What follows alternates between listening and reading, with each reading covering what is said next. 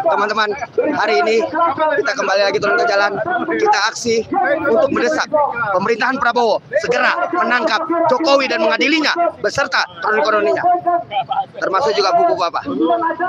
Kita mendesak agar Jokowi ditangkap dan diadili bukan tanpa alasan, karena di rejim Jokowi perampokan terhadap rakyat masih terjadi, pembantaian rakyat masih terjadi, masih segar dalam ingatan kita ketika kejadian KM 50, kejadian Bawaslu, rakyat dibantai tanpa keadilan, rakyat dibunuh tanpa keadilan, belum lagi perampokan rakyat dalam pandemik.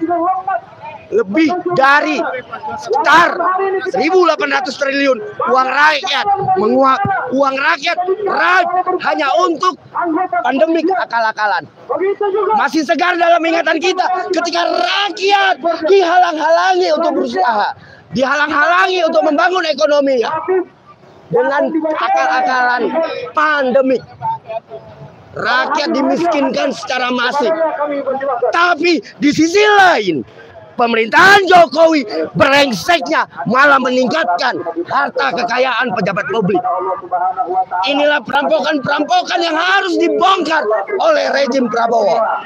Jika dalam 100 hari Prabowo tidak menangkap Jokowi, maka sama artinya dengan Prabowo hanyalah boneka dari Jokowi.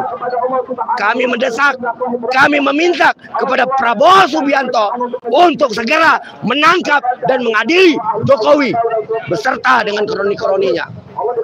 Kami tidak mau uang rakyat terus dirampok. Kegagalan investasi dan lain-lainnya di rejim Jokowi itu sangat masif.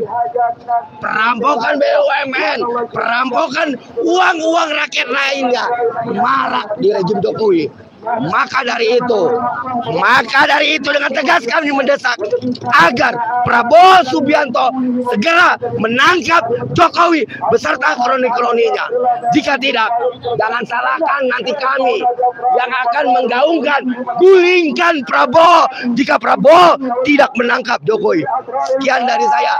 Salam perlawanan rakyat di Indonesia. Niku Silalahi.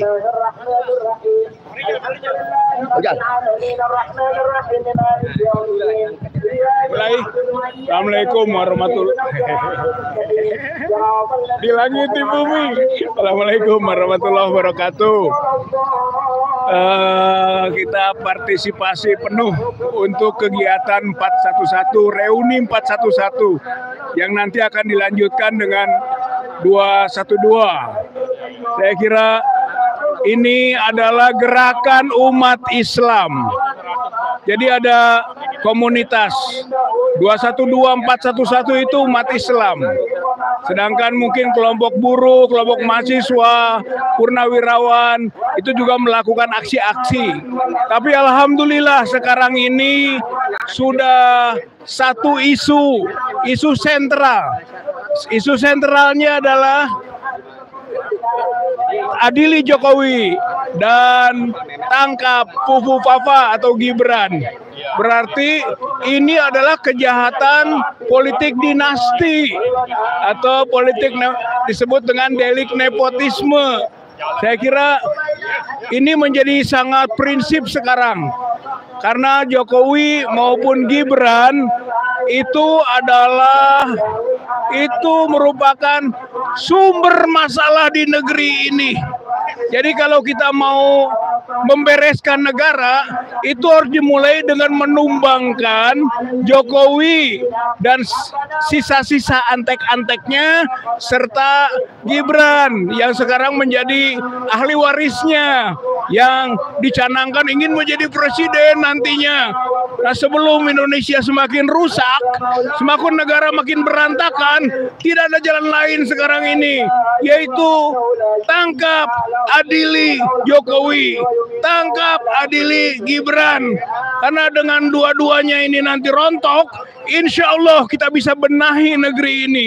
Bisa kita luruskan kembali kiblat bangsa ini karena sudah dirusak oleh rezim Jokowi bersama dinastinya. Dan dinastinya yang sekarang mau manggung adalah Gibran yang tidak punya kapasitas, yang punya kecacatan, cacat konstitusi, cacat demokrasi, cacat hak asasi, cacat moral, cacat agama.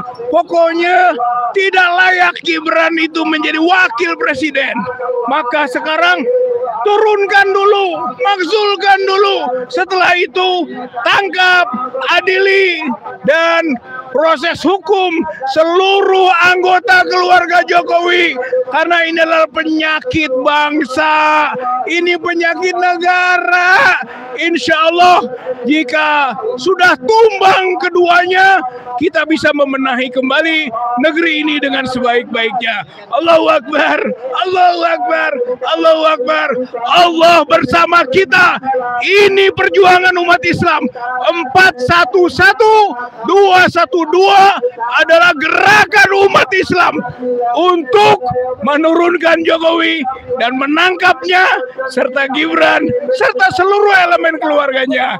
Terima kasih. Wassalamualaikum warahmatullahi wabarakatuh. Waalaikumsalam warahmatullahi wabarakatuh. Langsung ini.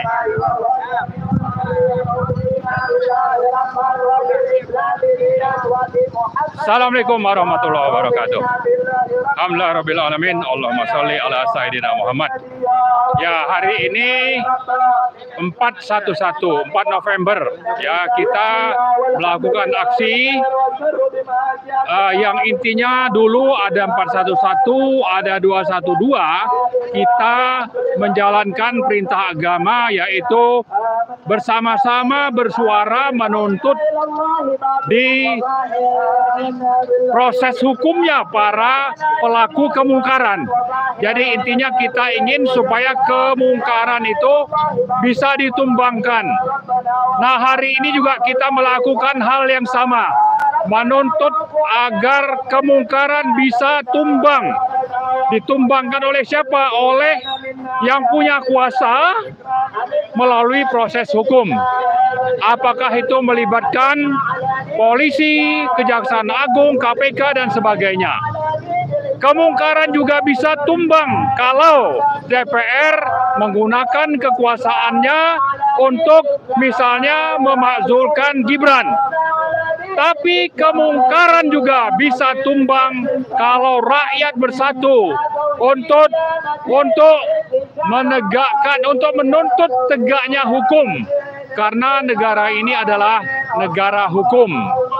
Nah, kalau kita merujuk kepada pidato Presiden Prabowo, baik sebelum dilantik 20 Oktober, yang katanya akan mengejar koruptor sampai ke Antartika, atau pada saat pidato perdana 20 Oktober 2024, kemudian pada beberapa kesempatan lain, Prabowo selalu bicara perlunya memberantas korupsi dan akan menjalankan pemerintahan yang bersih dan bebas KKN. Nah, kita mau pidato ini bukan hanya omon-omon untuk menarik simpati rakyat.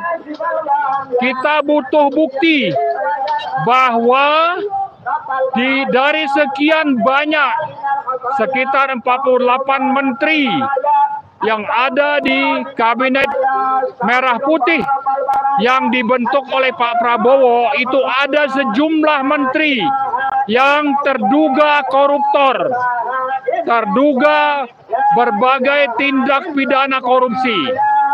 Nah, jadi kita tuntut dari aksi ini salah satunya adalah konsistensi sikap Prabowo. Bukan hanya omon-omon ingin memberantas korupsi, tapi buktikanlah bahwa Anda memang bukan omdo, tapi sesuai antara perkataan dengan perbuatan. Caranya bagaimana?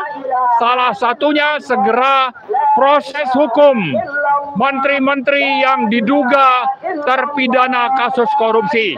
Siapa mereka? Antara lain adalah Airlangga Hartarto, bekas ketua Golkar. Kemudian diduga juga Bahlil, Menteri SDM. Kemudian Zulkifli Hasan. Kemudian Erick Thohir. Ini adalah orang-orang yang terduga melakukan tindak pidana korupsi yang perlu segera diproses hukum.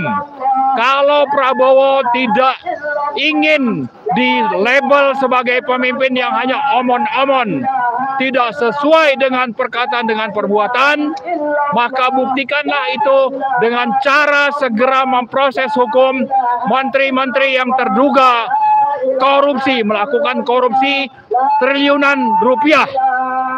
Saya kira itu yang ingin saya sampaikan pada kesempatan ini, bahwa kita ingin agar Presiden Prabowo menyesuaikan perkataan dengan perbuatan, tidak hanya menarik simpati rakyat, tapi justru kita butuh kerja nyata.